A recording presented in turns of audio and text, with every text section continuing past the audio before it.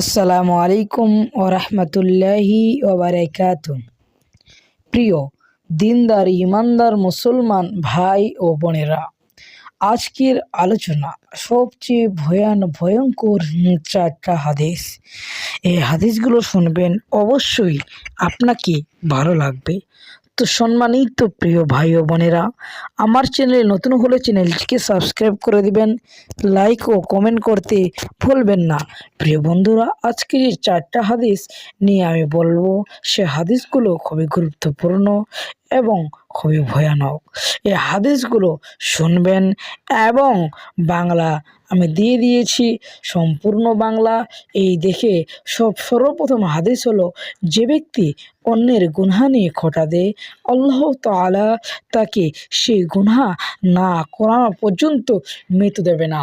প্রিয় সম্মানিত ভাই, অবশ্যই আপনি কখনো অন্যের খোঁটা দেবেন না, আপনি অন্যের কখনো পরনিন্দা করবেন না, নিজের আপনি অন্যের তারিফ করুন।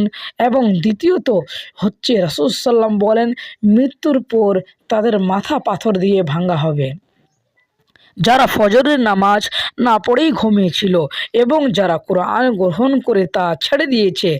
এই হাদিস দ্বারা বুঝতে পারি, ফজরের নামাজ না পড়লে মহান আল্লাহ রব্বুল আলামিন আমাদের মাথা পাথর দিয়ে ভাঙবেন। দ্বিতীয়ত হচ্ছে যে, কোরআন শরীফ আপনি জানেন, পড়তে জানেন, তা আপনি পড়তে পড়তে আপনি ছেড়ে দিয়েছেন, কোরআনকে ভুলে গেছেন, তাহলে আপনাকে এ শাস্তি ভোগ করতে হবে। তৃতীয়ত, মহান আল্লাহ তাআলা বলেন, তুমি ওই দিনকে ভয় করো যেই দিন তোমার মুখে তালা লাগিয়ে দেওয়া হবে আর তোমার হাত পা তোমার কৃতকর্মের সাক্ষী দিবে।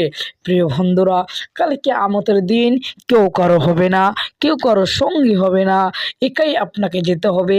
আপনার আমলনামা আপনাকে একাই হিসাব দিতে হবে। আপনি একটা নেকির জন্য ছুটোছুটি করবেন, কেউ আপনাকে দেবে না। প্রিয় ভাই, প্রিয় বোনেরা, সর্বপ্রথম আপনাকে আল্লাহর কাছে সেই দিন থেকে পানা চাইতে হবে। 4 নম্বর হলো, আমি ইচ্ছে করলে সবাইকে হেদায়েত দান করতে পারতাম, কিন্তু করে নাই। আমার কথা অবশ্যই সত্য যে আমি মানুষ এবং জিন দ্বারা জাহান্নাম পূর্ণ করব।